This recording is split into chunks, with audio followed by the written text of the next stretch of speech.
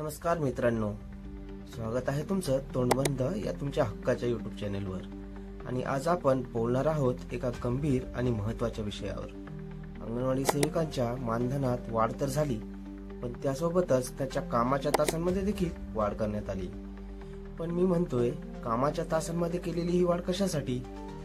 सरकारने कधी हा विचार केला आहे का की त्यांच्या वैयक्तिक आयुष्यावर या गोष्टीचा काय परिणाम होईल? चला, या निर्णयाचा सखोल आढावा घेऊया आणि प्रश्न विचारूया, अंगणवाडी सेविकांचा हा त्याग अजून कुठवर? व्हिडिओ शेवटपर्यंत अगदी काळजीपूर्वक पहा आणि तुम्ही या चॅनेलवर नवीन असाल तर आमच्या तोंडबंद चॅनेलला लगेच सबस्क्राईब करा। आम्ही चॅनेलद्वारे अशाच महत्त्वाच्या प्रश्नांवर प्रकाश टाकत राहू। मानधन वाढ एक वरवरचा निर्णय। सुरुवात करूया त्यांच्या मानधनाच्या वाढीपासून। हो, सरकारने अंगणवाडी सेविकांना 5,000 रुपयांची व मदतनीसांना 3,000 रुपयांची वाढ केली। ही रक्कम ऐकायला चांगली वाटते, पण या निर्णयाच्या मागचं सत्य काय आहे? मानधन वाढवलं, पण त्यासाठी कामाचे तास वाढवले गेले। 4 तासांहून 6 तास करण्यात आले। सरकार, तुमचं हे गणित योग्य आहे का? पैसे वाढले, पण वेळेचं काय? या 6 तासांच्या कामामुळे अंगणवाडी सेविकांना इतर वैयक्तिक कामांसाठी वेळ मिळतो का? त्यांच्या कुटुंबासाठी वेळ शिल्लक राहत आहे का? या निर्णयाचा त्यांच्या मानसिक आणि शारीरिक आरोग्यावर परिणाम होणार नाही का? वाढलेल्या वेळेचा परिणाम। सरकारने वाढवलेल्या वेळेमुळे अंगणवाडी सेविकांच्या जबाबदारी वाढल्या आहेत। पण विचार करा, अंगणवाडीत काम करताना त्या शिक्षण, पोषण आणि आरोग्य यामध्ये किती मेहनत घेतात। त्या आधीच कुटुंबासाठी कसा तरीच वेळ काढत होत्या।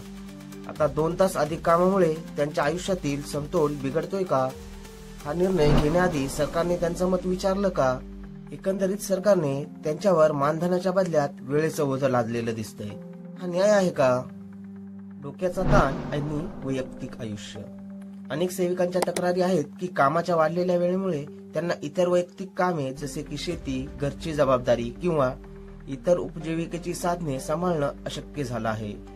सरकार, तुमच्यासाठी एक प्रश्न आहे, या वेळेच्या वाढीमुळे सेविकांच्या मानसिक आरोग्यावर होणाऱ्या परिणामाची जबाबदारी कोण घेणार? वाढत्या कामाचा ताण घेतल्यामुळे जर आरोग्य बिघडलं तर त्यांना मदत कोण करणार? निर्णय कसा? तुम्हाला माहित आहे का, नवीन वेळ लागू करण्याबाबत कोकण भवन मधील आयुक्तालयाकडून अद्याप कोणतंही पत्र प्राप्त झालेलं नाही।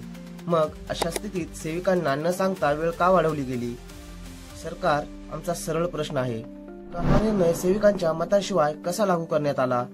वेळ वाढवल्याने त्यांच्या मानधनात झालेली वाढ पुरेशी आहे का? सूचनांबाबत अद्यापही गोंधळ आहे।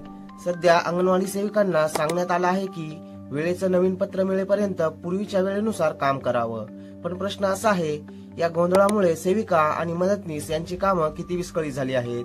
सरकारने का वेळेवर स्पष्ट आदेश दिले नाहीत? सरकारला जबाब द्यावाच लागेल। सरकार, तुमच्यासाठी काही स्पष्ट प्रश्न आहेत।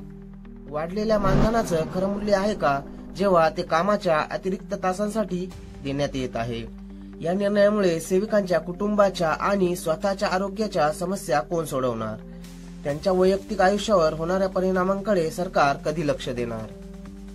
मित्रांनो, तुम्हाला काय वाटतं, अंगणवाडी सेविकांना त्यांच्या कामाचा संपूर्ण न्याय मिळतोय का? वाढलेलं मानधन योग्य आहे, पण वेळेच्या बदलाचं काय? तुमचं मत कमेंट्स मध्ये नक्की सांगा। आणि या मुद्द्याला प्रबळ आवाज देण्यासाठी हा व्हिडिओ जास्तीत जास्त शेअर करा। शेवटी सरकारने सेविकांच्या हक्काचं उत्तर द्यायलाच हवं। पाहत राहा तोंडबंद, कारण आम्ही पुढेही अशाच महत्त्वाच्या आणि नवनवीन मुद्द्यांवर तुमच्यासाठी व्हिडिओ बनवत राहू। आणि हो, तुमच्याकडे काही मुद्दे असतील तर आम्हाला कमेंट्सद्वारे नक्की कळवा। आम्ही त्या मुद्द्यांवर सविस्तर व्हिडिओ बनवण्याचा नक्की प्रयत्न करू। भेटूया पुढील व्हिडिओमध्ये, तोपर्यंत धन्यवाद।